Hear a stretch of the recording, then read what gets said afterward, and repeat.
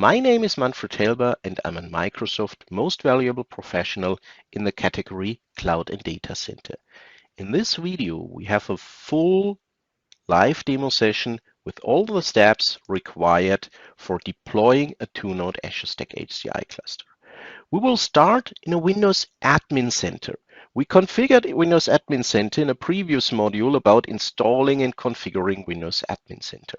So actually, I have my gateway here in the list of the servers, and in clicking to add, I will be able to add servers, Windows PCs, server clusters, and Azure VMs. We will start with the server clusters here. So this is the step to create a new Azure Stack HCI based cluster based on physical or virtual machines. We can read here, we can create clusters running Windows Server OS or Azure Stack HCI OS. And I want to create a new one. I want to use this wizard to create a new Azure Stack HCI cluster. And I select for Azure Stack HCI OS. And I have all servers in one site. Here, the second option is for stretch cluster across two sites where we need minimum 2 servers in each site, so minimum 4 servers in the cluster. Here we have 2 servers in our Azure Stack HCI 2-node cluster. So what I'm providing, what I'm showcasing to you is the smallest possible deployment with Azure Stack HCI. I want to create all servers in one site. We can see a great deployment wizard, a great deployment tool that starts with getting started with several steps here to prepare the environment. Then we have the networking. Then we have the clustering. We have the storage, and optional, the software-defined networking. This wizard is with exact this feature exclusive to Azure Stack HCI. We have seen there's also an Azure Stack HCI wizard part, a deployment wizard part for traditional clusters based on Windows Server. But exact the steps we will see are only available in the combination Azure Stack HCI managed with Windows Admin Center. So in the first step, we will add servers. Let's add servers. It's the D101 minus ASHCI 01. Sorry, this is my username. We add the servers in the bottom of the page. Here's my user. It's the MHDemo Lab user domain. The MHDemo Lab domain with the user administrator and a password I want to use. So it's an administrative account that's used to connect to the target servers. Here I specify the servers D101 minus ASHCI 01. We have seen there was a message, couldn't find this server, but it's already started to search for this server when I was typing. So the D101 ASHCI 01 should be found. Yes, the server is found in my environment. I will add the server, and I will also add D101 minus AS for Azure Stack HCI 02. Searching for this server, we will see when the server is found on the network, and then we can add this server here to our configuration. Found the server, can add it, and we can see here's a validation, so we can see the name of the server, the status, the operating system is Azure Stack HCI, and the model. Here you could read, for example, Primeline System X. So your hardware vendor's name and the system name. I mentioned I will work with virtual machines, and this is the reason why I can read here Microsoft Virtual Machine. Join a domain. I mentioned I already prepared this domain join to save time, and this is exactly what Windows Admin Center says here. domain join, these servers already belong to a domain. The next step is to install features on these machines, because in one of our previous modules, I explained to you the stack of Azure Stack HCI in detail. And here you can see, yes, Azure Stack HCI installs Hyper-V, it installs failover clustering. We don't have a feature called Storage Spaces Direct because Storage Spaces Direct is enabled. We see the data deduplication and so on. I also could have prepared these steps, but my plan was to show you what you need, to show you that the installation is possible directly via the Windows Admin Center. For sure, I will fast forward this video a little bit because the installation will take some time. And usually we have a small issue here when we work with virtual machines. And because virtual machines are perfectly for you to test and showcase this configuration, I wanted that we see this error together that I can show you how to fix it, because it's only a small additional step. Let's install the features here. The installation starts, the data duplication is installed, and the great thing is here, we have an installation on all of the nodes, so it's already a great time-saving mechanisms in a 2-node cluster. But imagine you have 4 nodes, or you have a stretch cluster with 8 nodes. The features are installed of each of the nodes to save you time and to ensure that the configuration is identical. So now I will fast forward in the video, so I will skip the time we need to wait here for the installation and for the server restarts. If there is a restart requirement or required on the target servers, then the restart is also automatically done here. So I mentioned that usually we see an issue here when we deploy Azure Stack HCI cluster based on virtual machines. And this is exactly what I mentioned, because it says here, okay, Hyper-V could not be installed because please ensure nested virtualization is enabled in order to successfully install Hyper-V on these machines. Yes, nested virtualization is required. Let's check if we have the nested virtualization enabled for our virtual machines. I will run an Windows PowerShell integrated script engine, run as administrator, so the PowerShell ISE. And I want to choose larger font size to ensure that you can follow these steps. And I will use a get -VM processor.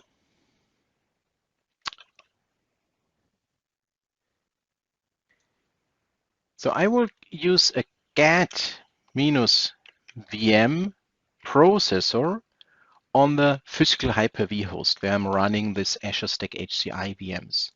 Get VM processor for the VM name, and the name is the D101 ASHCI 01. This is my virtual machine, and I want to format this as a list.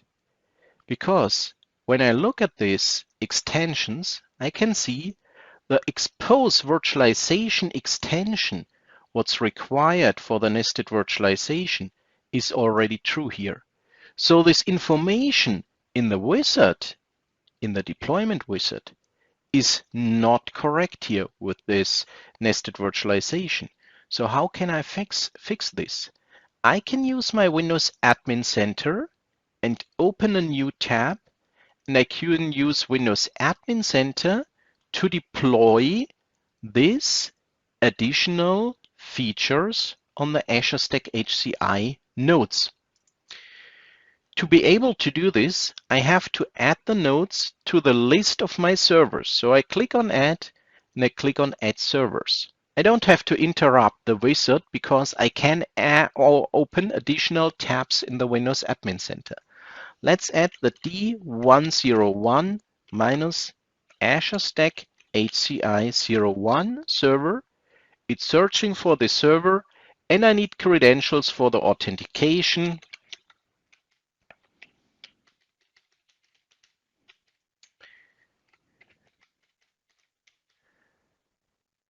Add with credentials. So when I add with credentials, I don't have to enter them always. I mentioned this only in the session, and then I can use these credentials all the time in the session. Let's have a look at this machine, and I can choose for the roles on this target server, roles and features, and I can install a role. You can select for Hyper-V here, install Hyper-V, and select reboots the server automatically if required. If you use an Azure Stack HCI certified solution, this additional step is not required. This is actually, let's say, something like a small bug in the deployment wizard, but if you know how to handle it, you can see you have the nested virtualization enabled, you can install the role on the target node, and for sure, we can do and we must do the same steps with the second server. So let's add the server here. It's the D101 minus Azure Stack HCI 02. I will add this machine here, and now I have the stored credentials. I can use them here. I have them inside or within the session. Searching for this name, and now the server is added to the list here. I can switch to this server like I did it with the first one. I can select for the roles and features, and then I can select for Hyper-V, install Hyper-V, and reboot the server automatically if required. So it's only a small thing. The restart is done automatically, and if I expect that the restart is finished, the installation is finished, then I can switch back to my wizard and I can select refresh to refresh the list here. It's verified. You can see, now Hyper-V is installed. Everything is green, everything is fine. Now we can go to the next step. So if you have some errors in this wizard, you don't have to leave the wizard and begin from the scratch. The wizard saves its configuration, so you can start from the scratch without entering all the data or also choosing different values, but you also can open additional tabs here in the Edge browser.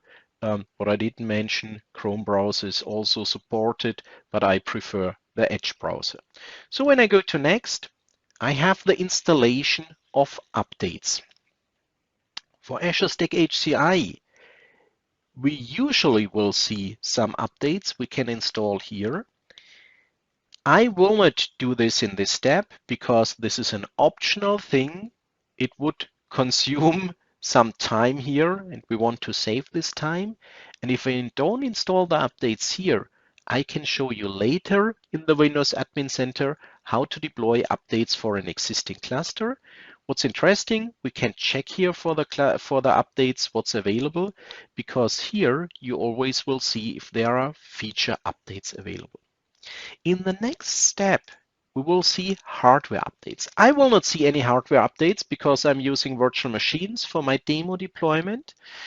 In a physical environment, you will see hardware updates if you have an integrated system.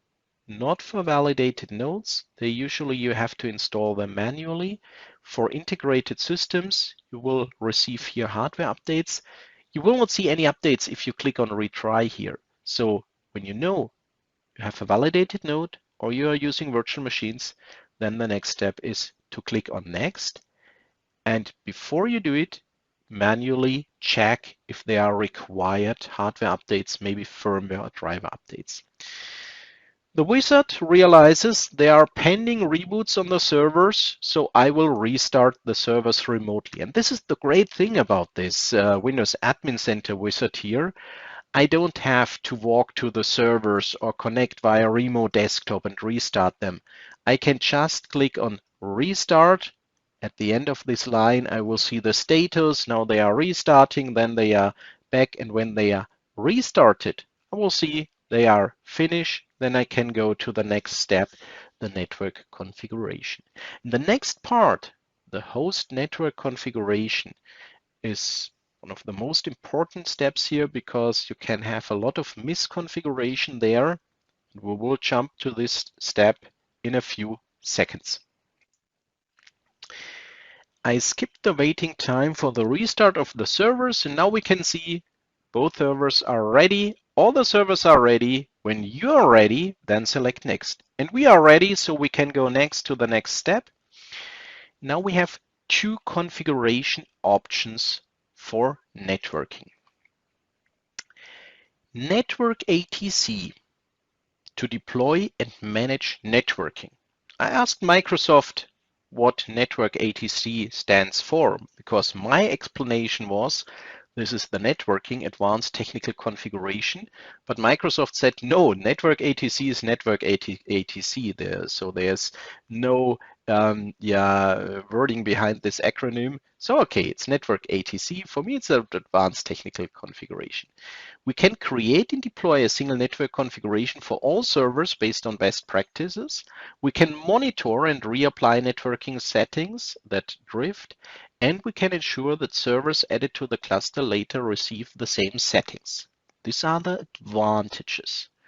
The disadvantage is for our very small deployment with 2 servers, the network ATC is more complex.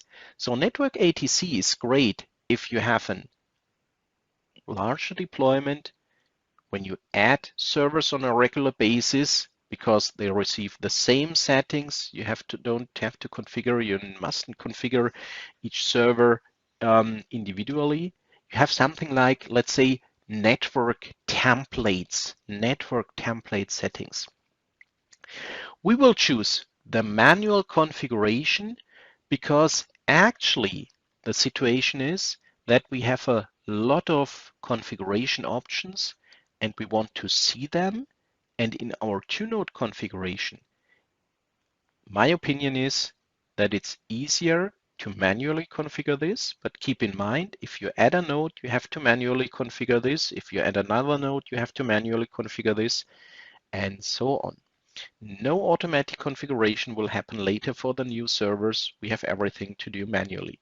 So this is not the best step if I start with 2 nodes and I want to add 1 node each week for the next 3 or 4 weeks, then I would prefer the network ATC.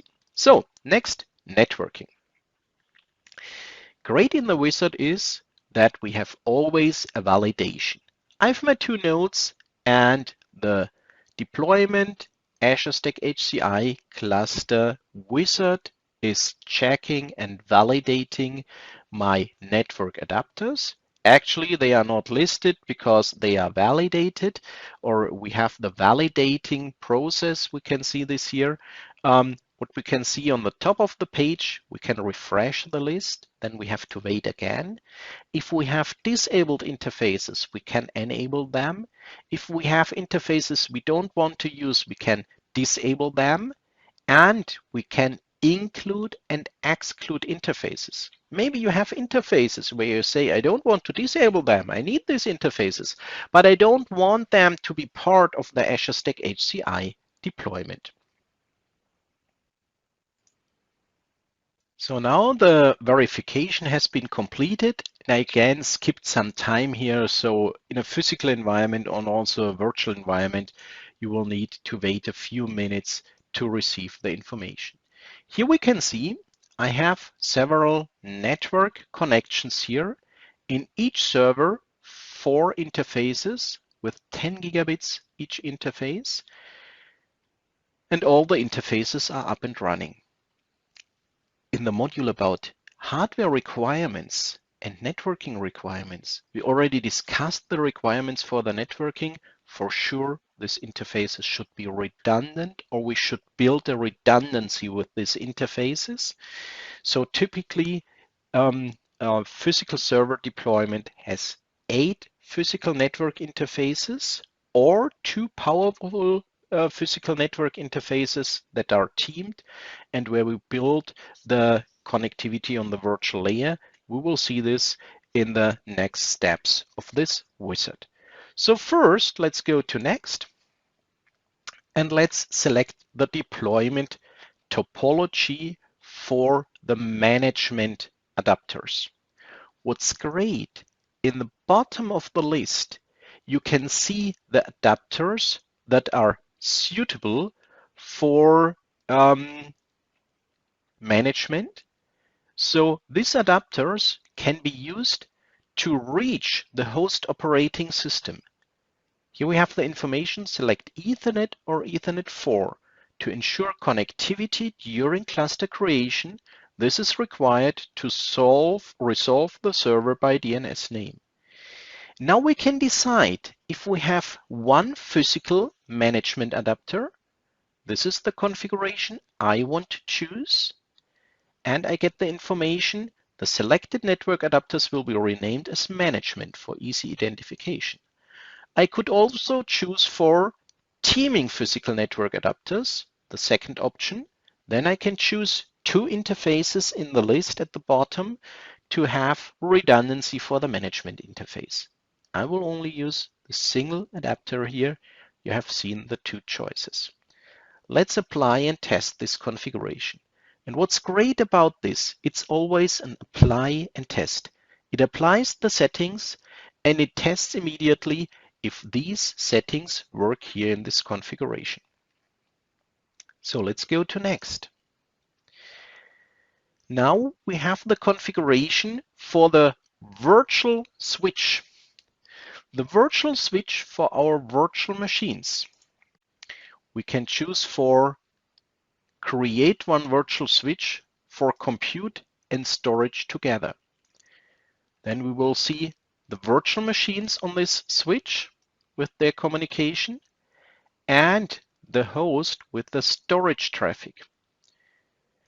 In one of our previous modules where we talked about hardware for Azure Stack HCI, we have learned how Azure Stack HCI and the technology storage spaces direct distributes the data across the server nodes. These extents that are distributed redundant across the server nodes are distributed via the local network, the SMB network. Now one choice can be to route the whole traffic through a switch embedded teaming switch where we have full RDMA capability, where we can have up to 8 identical ports in there. Another option would be to choose for a virtual switch for compute. So we have a set switch for the virtual machines, and we have minimum 2 dedicated interfaces for storage traffic. This is what I would recommend for you. I would recommend to use a switch embedded teaming for the virtual machines and 2 dedicated NICs for the SMB traffic, for the RDMA traffic between the nodes, because when we are looking at a traditional deployment, we have seen this in the intro module about Azure Stack HCI, then you had in this 3-tier stack dedicated adapters for storage access. And I often have the question from customers that say, oh, when I do the software defined, is this stable? Is this good in performance? Yes, it is. If you use dedicated adapters, it is, because the dedicated adapters will be minimum 2 times 10 gigabits. You can use 25 gigabits, 50 gigabits, 100 gigabits, 200, 400 gigabits port speed. If you use one big set switch, it can be very fast, but it depends on your configuration. If you have a misconfiguration here, then it will also have impact on your storage traffic here. Here, the misconfiguration can be maybe you don't plug in the cables or something like this. But you don't have this virtual layer where you have additional configuration complexity. This is my opinion. This is my recommendation. You see, the first option Microsoft provides is this one here. A third option is to provide two different set switches. If you prefer this, this is also possible. I will choose the second option.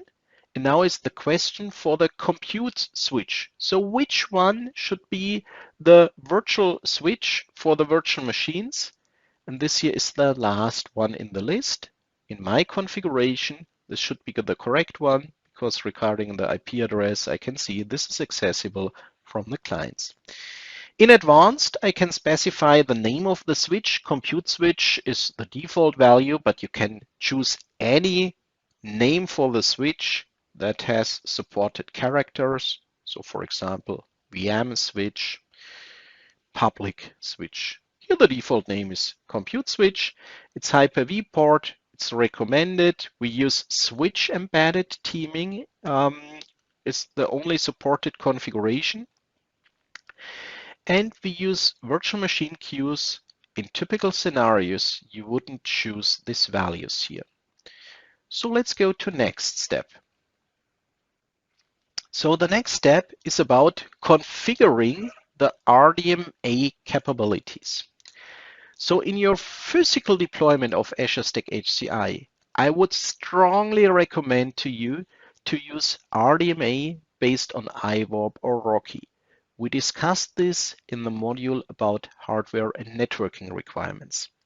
In our virtual deployment here, we don't have the RDMA network interface cards. So here in this demo, I will not configure this.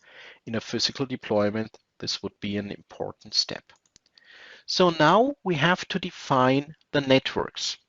We have the names for the network adapters and the IP addresses and the subnet masks. This depends on your environment, what you will specify here. You can choose a naming to easily recognize the network interface cards. I will choose different networks. Let's do something like this here. For example, 192.168.101, and it's the first one. Let's take a .101 and suitable subnet mask. Let's take the second one. This is also an SMB network. What's important now, are they connected to the same switch? Will they see each other? Because the wizard will test if the server is pingable, if the server on the other side is reachable, and if the network interfaces reach each other. So it depends on your configuration. So my network adapter number 2 and 3 will be the SMB networks, the storage networks. And I will also specify the IP address here for this second port. Now it depends on your configuration if it's the same subnet or if it's a different subnet. Let's do it like this. This is for the first host, 111.112. And for the second host, we will specify the IP addresses of here. I will copy this to save them some time, or copy doesn't work here. So I will type it here, 192.168.101.121, and here the 192.108.101.122 and the subnet mask. And to mention it again, it depends on your specific scenario, how many network interface cards you have, how you will configure it. I already mentioned this in the module about the networking requirements. If we really have RDMA traffic based on Rocky, we need the VLAN IDs here to configure them. So, but we already discussed this. Okay, in advanced, we can work with the jumbo packet size if we have specific requirements. Usually you shouldn't change this to ensure that you don't have any package loss. If you change it, you have to ensure that your switch also uses this jumbo packets, and we can configure the encapsulation overhead in bytes. So also here, great, apply and test.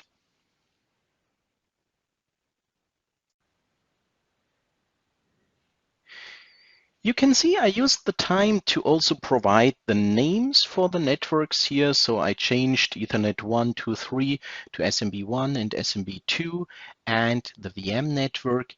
And here we can see the tests are passed. The status of the tests is passed. For sure, now I can go next for clustering.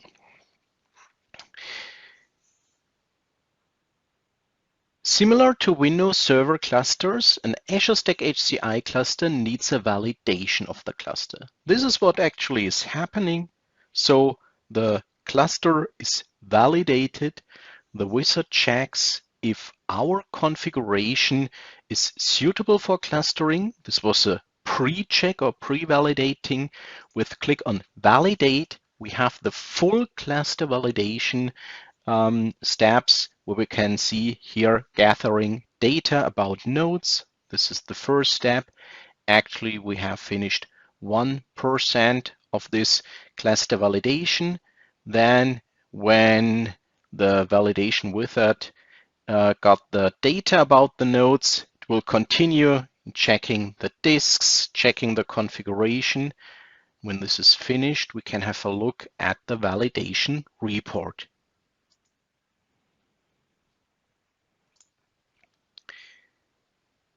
So now we can see we have a validation result. Inventory is successful in all 16 steps.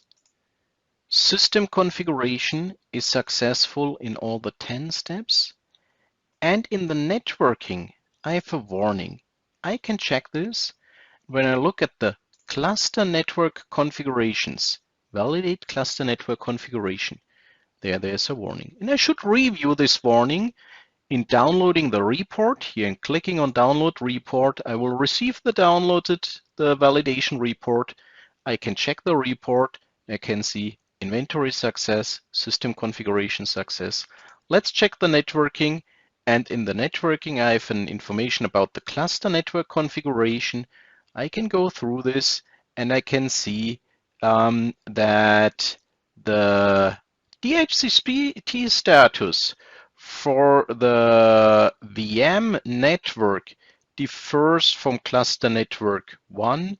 So here I switched from a DHCP configuration I usually have in the environment to a static IP address. So I think this is fine. You should save this report to be able to check later if you are running into issues and to see if your validation was successful or not. The next step is creating the cluster. It checks the DHCP availability, if we have the DHCP server available, or if we want to use a fixed static address, if we want to use a static address. The cluster name is D101 -A Azure Stack HCI Azure Stack HCI cluster 01. This is my first cluster. I will use a dynamic IP address. This is fine for me for this demo purpose here. I can add the storage to the cluster. This is recommended, and I will use all the networks in my environment. Via create cluster, I will be able to build this cluster, Azure Stack HCI cluster 01. Let's create the cluster. See a new screen. Hang on, this is going to take a few minutes. Configuring the cluster service on node D101, Azure Stack HCI 01. We have the second node, verifying the cluster DNS name resolution. This is the next step, what happens here. And again, we see here the advantage of this wizard because we don't only have the configuration, but we also have the validation. Here I need my credentials again. This is not typical here. So maybe I was running in some timeout. If you had to look at the time in the screen, you have seen I skipped a huge step here because I didn't want to have the full time for waiting of the network configuration in the wizard. So the cluster was successfully created. We are now ready to click next. This is perfect. And we have an information, make sure to create a cluster witness once you finish this wizard. Our witness isn't created by this wizard. We can use a file share witness, or we can use a cloud-based witness for the Azure Stack HCI configuration. We will see this later in a module when we talk about typical management tasks in Windows Admin Center. So let's go to next, the storage configuration. And here we have a button where we can erase all our drives. This is helpful if you are not sure if you have any data on these drives you will use for storage spaces direct. Here, these were new virtual machines with new drives, but when you already were testing something on these nodes, you have the advantage to erase the drives to remove any metadata on it. This means the drives that will be used for storage spaces direct. So next step, it checks the drives. I can see, okay, I have 4 drives in each server. I'm using the virtual machine, so the drives are unspecified. In a physical environment, you can see the size, the serial number, the firmware version, the location. So you get detailed information about this absolutely important part of the disk drives. Okay, let's go to next. In this step, the storage spaces direct validates the storage. And important, it's not Azure Stack HCI validates the storage, it's storage spaces direct, the technology behind Azure Stack HCI for the software-defined storage. So here we can see the result for the disks, for the disk enclosures with detailed informations. I can see disks listed for storage spaces direct.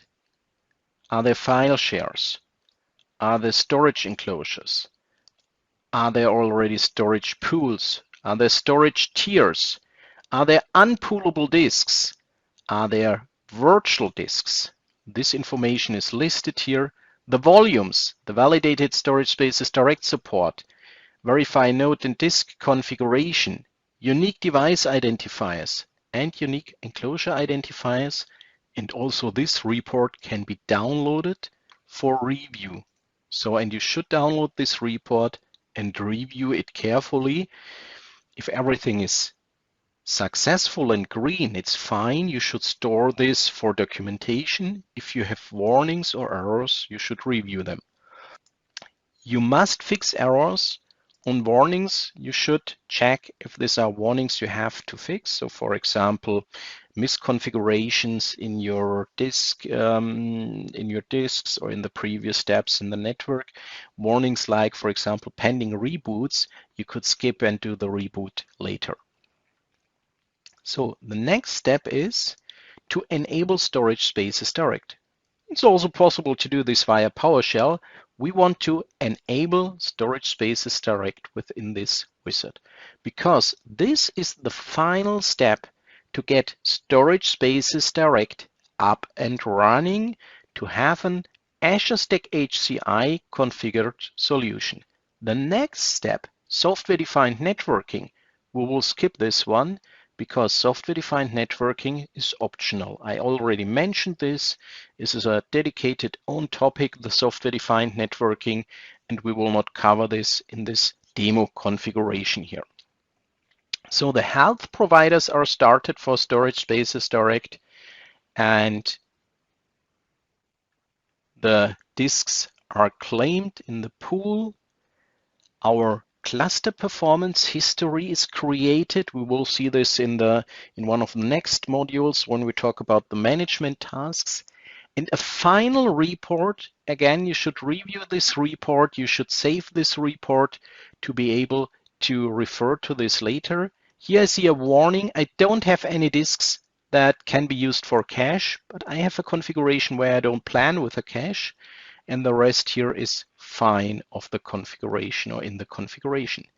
Next is SDN, and as I mentioned, we will skip this step, so we will click on skip, and here we will see that's it. We are all done here. Go to connection list. It might take a few minutes before the cluster to become reachable by name. We had a similar situation when we installed Windows Admin Center in the beginning of this module. So when we directly after the installation switched to the Windows Admin Center, maybe the services were not all up and running. And a similar situation could happen here with the cluster itself. So give the cluster a few minutes to finish the configuration, and then you can click on the name of the cluster, and the default page, the overview page of this new Azure Stack HCI cluster will be loaded. You will see the dashboard view when it's finished. Here, this is the dashboard of this Azure Stack HCI cluster. And we have several configuration tasks to finish here, but we will cover them in the next modules when we register this cluster to Azure. Here you can see this cluster is actually not registered in Microsoft Azure. We will do this in the next step to register it in Azure, to configure and review Azure Arc. And then also in one of the next modules, we will cover the typical configuration tasks here in Windows Admin Center. The final step in this configuration video of a two-node Azure Stack HCI cluster is to configure a witness. We can find the witness configuration settings in the settings at the end of the tools list. So I will click on the settings. And in the settings, I have several settings we will cover in additional modules. One important setting is the witness. It's important in every cluster size. Many customers think you only need a witness in a 2-node cluster or in a 4, 6, 8-node cluster, but also in clusters with 3, 5, 7 nodes, we need a witness. The difference between the clusters with 2, 4, 6 nodes and the 3, 5, 7 node cluster and so on is that in this 2-node cluster, the witness will receive a vote in the cluster immediately. In a 3-node cluster, for example, the witness will have no vote, but because of the dynamic quorum configuration in a cluster, the witness will receive a vote as soon as one node fails to ensure that we are again able to build a quorum in our cluster set. So there are two different witness types: a cloud witness, a file share witness. We will cover the cloud witness in the module about configuring or deploying a 4-node Azure Stack HCI cluster. So it doesn't depend on the number of nodes which option you choose. It depends on your situation, on your environment, because the witness should be available, should be reachable all the time. So there should be no interruption, because if the witness fails, we cannot guarantee to survive another failure in the 2-node cluster. In the 4-node cluster, we have the situation if the witness fails, we cannot guarantee that more than 2 nodes can fail regarding the cluster service. We have learned in the module about Azure Stack HCI hardware requirements and basics that regarding the resiliency level, we can survive maximum 2 node failures at the same time.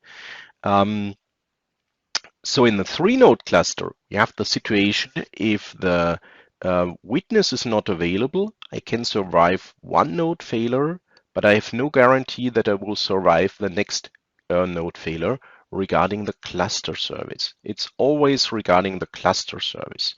So this means I will choose for a witness, I will choose the file share witness here. I have a local server with a local file server. It's a server here in my demo environment. It's the name is DC01. It's not the recommended way to use a domain controller like I do it here, but I have very small demo environments, and they usually use the domain controller. The recommendation for the witness is to have a not high available, but reliable, good available target. You don't need any specific roles on there. You only need the file share you have access to. So let's save this here, and then we can see witness settings are set and the witness resource is online now. So this cluster is now ready for the next configuration steps. The only thing we didn't configure here was the Azure Registration, because there we have a dedicated module about registering Azure Stack HCI in Microsoft Azure and activation Azure Arc.